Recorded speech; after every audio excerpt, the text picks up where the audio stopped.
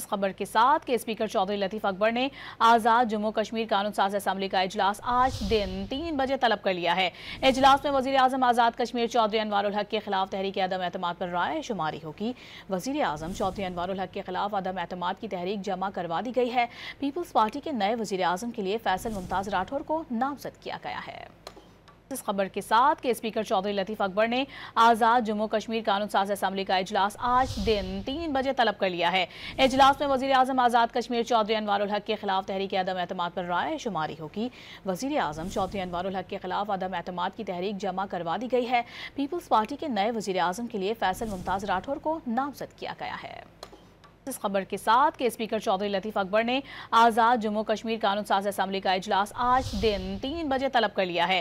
اجلاس میں وزیر اعظم آزاد کشمیر چودھری انوار الحق کے خلاف تحریک عدم اعتماد پر رائے شماری ہوگی۔